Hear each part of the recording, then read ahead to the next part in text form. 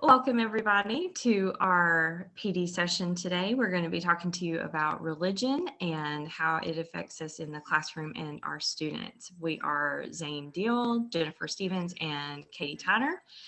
And let's go ahead and get started. So we're going to do a little bit of a warm-up activity to kind of get everybody, familiar with everybody. And so we'll break out into groups and we're going to play a little bit of a trivia game. So you all have a buzzer on your tables and we will ask you questions, and whoever buzzes in with the correct answer will earn a point. But if you get it wrong, your points will be deducted. So this will be at the point of our PD where we will play through the trivia questions, and then we will continue on into our religions, starting with Judaism. So Judaism is one of the oldest religions in the world. It has historical roots in Catholicism and Protestantism. Over the years, the Jewish population here in the United States has decreased. Currently, or at least in 2017, it's 1.7%. That's approximately 5.4 million in the Jewish population.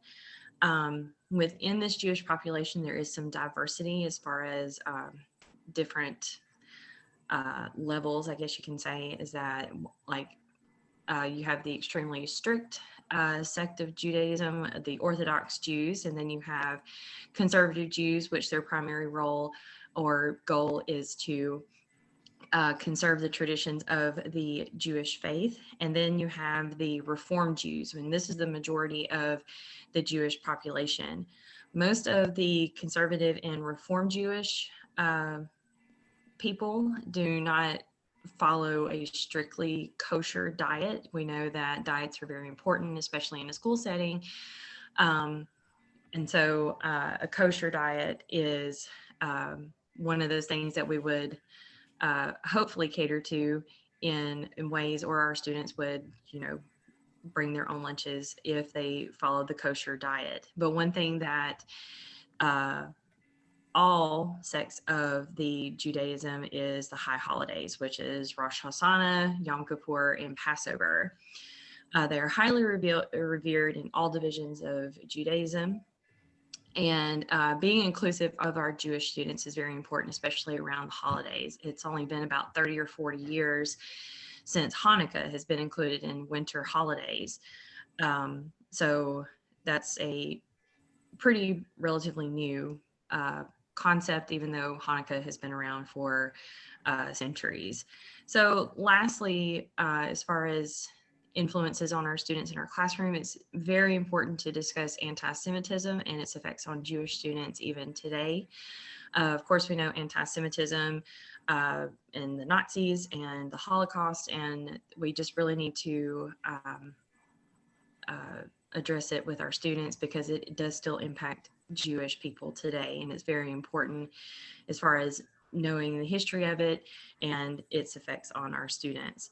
Also addressing the fact that there is still some anti-Semitism even in 2021, dealing with neo-Nazis and the KKK and how they are directing things towards different racial groups, including Jews. And so it's really important to teach about acceptance and kindness to all of our students. Next, we're going to look at Hinduism, which Hinduism is the third largest religion in the world behind Christianity and Islam, respectively. Its primary concentration is in India and parts of Asia, but it is practiced all over the world. The primary teachings of Hinduism is that the soul never dies. But of course your physical body does, but when you physically die, you are reincarnated. And so reincarnation is taken very seriously along with karma, because your actions on earth determine what you are reincarnated as. So for example, your good actions in life, you'll be reincarnated as something at a higher level, as opposed to doing evil in your life, you'll be reincarnated as something as a lower level. So reincarnation continues until you reach spiritual perfection. So an issue in Hinduism in Western educational settings is the misrepresentation. considering the fact that Hinduism is the third largest religion of the world, our Western textbooks don't really give it much of a thought. I mean, our current textbook that we use for this class only has 2 paragraphs about Hinduism. But most of the information that is conveyed to our students in our textbooks here in the Western world, it is out of date, and it's concentrated more on the ancient world as opposed to the views that it is still a major world religion. And also some world history classes focus a lot on the caste system, which is basically their social system, socioeconomic system. And a lot of world history classes focus on the fact that it is oppressive to their people and not anything like what we would have here in the Western world. So it's just really important to make sure that our Hindu students are represented in an accurate and thoughtful way. And then we will continue with Buddhism. So Buddhism is a religion or a way of life that was founded 2,500 years ago in India by Siddhartha Gautama. And he is what is known as the Buddha. So Buddhism does not have a deity. They don't recognize a God. They don't recognize a heaven and a hell as in Christianity. But Buddha is the person who wrote their religious texts with all of their teachings, which are called Dharma. The word Buddha means enlightened, and that is the whole premise of this religion, is to travel this path of enlightenment and try to become enlightened to the point where you reach this state of nirvana. And you do this by following the Eightfold Path and living through the Four Noble Truths. The premise of karma, where you, it's basically the law of cause and effect. And so what you put out into the universe comes back to you and determines your next path. And Buddhism affects how you are reincarnated, where you are on this path of enlightenment, and when you are going to achieve this process of nirvana. And once you reach nirvana, you're no longer reincarnated. You are a supreme being. In the Western world, a lot of times Buddhism and Hinduism get lumped together because there are some similarities, but there are also some differences. And a lot of times in the Western world, Buddhism is looked at as a philosophy and not a religion. But for these people who follow this, it is very much a religion, and it is quickly growing in the Western world. It is a very tolerant and evolving religion, and one of their precepts is to do no harm or no evil to any living thing. So for this reason, a lot of Buddhists, not all, choose to live a life of avoiding meat or anything where you have to kill an animal to eat it. So they are vegan or vegetarian. And this goes back to what Katie told us about diets and diets in the school district. So we know if you have a medical situation, the school district has to provide you an alternative food item so that you don't have an allergic reaction. But our religious students don't have that same opportunity. Most of them will bring their lunch from home, and if they don't bring their lunch from home, it can be somewhat traumatic because they don't eat a lot of Western foods. And so there might be some opportunity to talk about inclusivity and sharing, and especially in the younger grades, having tasting parties and let some of this into the classroom just to share this culture. So our next religion is going to be Islam with Zane. Okay, we'll talk about the Islam religion. The Islam religion makes up 29.4% of the population of people in the world, which is the second largest type of religion. You have the extremism, which is the Muslims. You kind of have a false sense of people that look at the Islamic religion because of the 9/11 attack and them being of Islam descent. And so, you know, people kind of have a false sense of looking at Islam religion because of that. One thing that I pulled out of a journal article it says perceptions of Muslims as violent and monolithic have central role in the global discourse on extremism, but very little work has been done in the field of education to decipher how Islam's historic conceptions of knowledge and education have been affected by the emergence of radicalization in Islam today.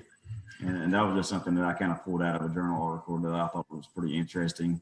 Another thing, you have the stereotypes, which kind of goes with the extremism, but many people have a false sense of Muslims with religion and how they dress. For instance, I had a teacher that I worked with last year that taught Algebra 2. I co-taught with her in special education class. I was a co-teacher, but, she dressed the way Islamic women dress, and, some of the kids kind of frowned upon that or kind of made fun of her and, didn't really respect her. And that's just because of her coming from that type of religion. And, typically people in the United States aren't necessarily used to that, especially as a teacher and listening to her and trying to understand her. And so that's kind of a tough thing to address is, accepting that type of religion. Next, we're going to Christianity. With Christianity, this is Christianity and religion in schools. Christianity is obviously one of the biggest religions in the world. It makes up 31% of the world population.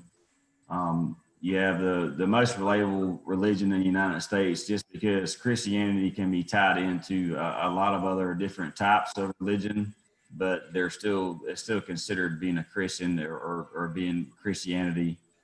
And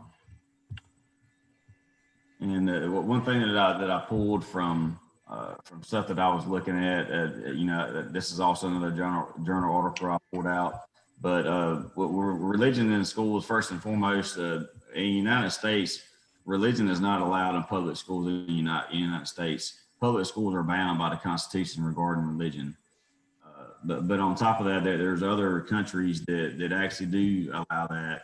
Another thing that I was looking at, this was a journal article in South Africa, or a journal article relating to South Africa. It says the South African Schools Act further reaffirmed the religious rights and freedoms guaranteed to all citizens. And Section 7 of the Act clearly stipulates, subject to the Constitution and any applicants or any applicable provincial law, religious observances may be conducted at a public school under rules issued by the governing body if such observances are conducted on an equitable basis and attendance by them, learners and members of staff is free and voluntary. So with that, the United States is kind of bound to doing religion in schools, but some of the countries that are allowed to do that are France, Ireland, Israel, Japan, and South Africa, just to name a few. There's maybe 4 or 5 more, but those are the ones that I thought that was the most applicable there. The next slide, we have Catholicism. All right, within Catholicism, you have the church. You have the Roman Catholic Church. It's the largest Christian church. It consists of 1.3 billion baptized. That's as of 2019. And so, that's another thing that, Catholicism is tied into Christianity. And, the Roman Catholic Church is one of the biggest things in the world as far as religion. You have Christians versus Catholics. Catholics is just a form of being Christian, just kind of like I mentioned earlier. You have the Pope. The Pope is the chief pastor of the worldwide Roman Catholic Church. If you look down at the bottom of the slide, that is a picture of Pope Francis from 2014. The Pope is one of the most religious type people that you see in the world. Everybody kind of idolizes the Pope and how he is. And so, the Pope is kind of one of the forefront people of religion in the world. Next, we'll go to the similarities and differences in religion. You have Christianity and Judaism and Islam all start with Abraham. Abraham he's one of the religious figures, and he's related to all the different types of religion as far as Christianity, Judaism, and Islam. You have the Old Testament. It's what the Old Testament of the Christian Bible is the same as the Torah. So a lot of the stuff that's in the Old Testament of the Christian Bible is exactly what's in the Torah of the Jewish Bible or of Judaism. So a lot of that stuff is very similar. The belief in gods, you have Buddhism, you have no gods associated with that. When you look at Hinduism, you have many different gods. And then when you look at Judaism, Christianity, and Islam, you have one God. You know, just like I spoke about before, there's a lot of similarities in some of these religions, but then there's also some differences. But it's kind of interesting to look at as far as, you know, you have all these different religions going on, but a lot of them are still the same.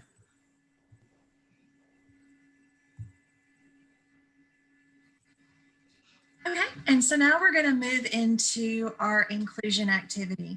So prior to the session, we would have made out nameplates or name tents for all of the participants, and each one would have a different symbol. So at this point, we would put chart paper around the room. Each piece of chart paper would have that symbol on it, and everyone would find their symbol and meet with their new group. And the purpose of this is to brainstorm ways to support students of different religions in the classroom. In the South, where we are, it's very difficult a lot of times to look at our students and guess or know what religion they are. But in other places, especially up in the Northeast, where you have larger populations of Islamic people who participate in their Muslim faith and Jewish people, a lot of times they look different by their dress. And this can cause some issues in the school because people don't understand because of some of the misconceptions that we talked about in this session. So we want to find ways to help promote inclusivity, build community, and support these students and let them know that they have a safe place and that they are understood and that they are valued. So as the groups brainstorm this, once they're done, each group will present their information and their suggestions to the rest of the faculty and staff. And all of this information will be turned back to the faculty and staff so that they have it as a reference tool later on.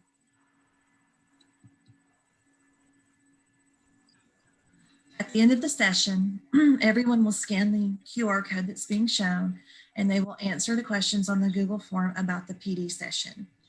And as always, we will stress the fact that feedback is important so that we can make sure that our sessions are relevant to our faculty and staff and that we cover all of their needs.